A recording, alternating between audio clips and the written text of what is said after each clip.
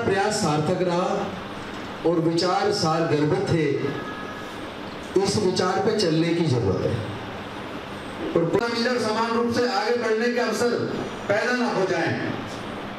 जब तक हमारे सांस में सांस बची है, ये संघर्ष जारी रहेगा। तो मैं और ज्यादा कुछ ना बोलते हुए एक जानकारी और दे दूं। अभी 25 तारीख आ रही है, 25 अगस्त। 25 अगस्त को बीपी मंडल जी का बर्थडे है, जिनके नेतृत्व में मंडल कमीशन के नाम से आप सब परिचित होंगे। जिस मंडल कमीशन को 7 अगस्त 1990 को घोषित किया गया, उस वक्त विश्वनाथ प्रताप सिंह जी के द्वारा कि हम इसको लागू करेंगे मंडल कमीशन की रिपोर्ट को। वो अलग बात है कि वो 1993 में Indira Sahni versus union of India वाले सुप्रीम कोर्ट के जजमेंट के बाद से मंडल कमीशन लागू हुआ और जो इस देश का पिछड़ा समाज, जिसकी जनसंख्या लगभग 52% है, जो अपने हक से वंचित था, जो इतनी बड़ी संख्या में होने के बावजूद जिस समाज से आईएएस नहीं दिखते थे, जजेस नहीं दिखते थे, कॉलेज में प्रोफेसर्स नहीं दिखते थे, उस मंडल कमीशन की रिपोर्ट को लागू हो जाने के बाद उस समाज के लोग भी मुख्य धारा में आए और वो लोग प्रोफेसर भी बने, डॉक्टर्स भी बन रहे हैं, इंजीनियर भी बन रहे हैं, आईएएस भी बन रहे हैं, आईपीएस भी बन रहे हैं। यानी वो समाज कहीं ना कहीं अब विकास के रास्ते पे चल पड़ा है। तो जिन बीपी मंडल जी ने वो रिपोर्ट दी थी, जो चेयरमैन थे उस कमीशन के, मंडल कमीशन के, उनका बर्थडे 25 तारीख को 25 अगस्त को आ रहा है। तो मैं समझता हूँ कि जिस तरह अभी हमने 16 तारीख को इसी जगह पर, याद है आप सब लोग थे, है ना, उस दिन अवंतीबाई लोधी जी का हमने बर्थडे मनाया, क्योंकि उन्होंने देश की आजादी में अपने पूरे जीवन संघर्ष किया, अपने प्राणों की आहुति दी।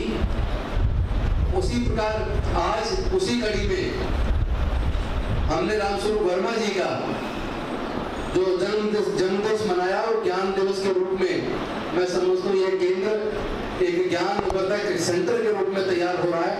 आज हमें निश्चित तौर पर मनीष भारती जी बहुत अच्छा लग रहा है कि हमारे ज्ञान का वर्धन हो रहा है। उस दिन कुछ ज्ञान बढ़ा, देश के ज्यादातर लोग अवंतीबाई लोधी जी के बारे में नहीं जानते, लेकिन उस दिन हम सबको उनके बारे में जानने का मौका मिला। और आज से पहले रामस्वरूप वर्मा जी के बारे में थोड़ा बहुत कुछ चुनिंदा लोगों को पता था, मुझे भी पता था, लेकिन थोड़ा पता था, और बहुत सारे लोग ऐसे जिनको शायद बिल्कुल भी नहीं पता था। आज हम सबको उनके जीवन संघर्ष के बारे में पता चला। और आपके दादाजी जो उस मिशन मूवमेंट के कंधे से कंधा मिला के लड़ने वाले योद्धा थे, महाराज सिंह भारती जी, आज हमें कहीं ना कहीं इस बहाने से उनके बारे में भी जानने का मौका मिला। आप उनके पौत्र हैं, तो हमारे लिए ये बड़ा गौरव और गरिमा का समय कि आपके विचारों से हमको हमारा भी ज्ञान वर्धन हुआ।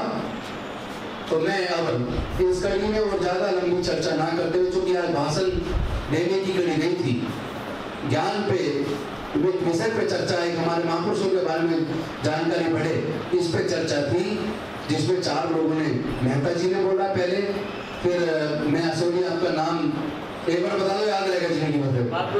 है नी? भागवत जी ने अपने विचार रखे, उसके बाद प्रोफेसर लक्ष्मण यादव जी ने अपने विचार रखे, और उसके बाद मनीष महाराज भारती जी ने अपने विचार रखे।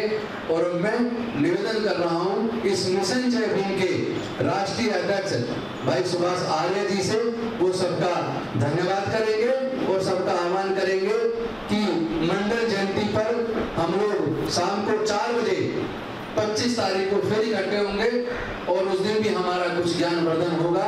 और ये मंडल कमीशन कब गठित हुआ और पिछड़े समाज के हक और अधिकार की लड़ाई कब शुरू हुई, कैसे कैसे किन चरणों से होते हुए आगे बढ़ी, और कैसे वो रिपोर्ट सदन के अंदर दबा के रख दी गई, और फिर किस तरीके से वो 7 अगस्त 1990 को अचानक बाहर निकली और वो पूरे जो हमारा पिछड़ा समाज है, बहुजन समाज है, उसके विकास के रास्ते को खोलने का काम हुआ, उस पर हम चर्चा जरूर 25 तारीख को हम लोग यहीं पर शाम को 4 बजे मंडल जयंती के उपलक्ष्य में करेंगे।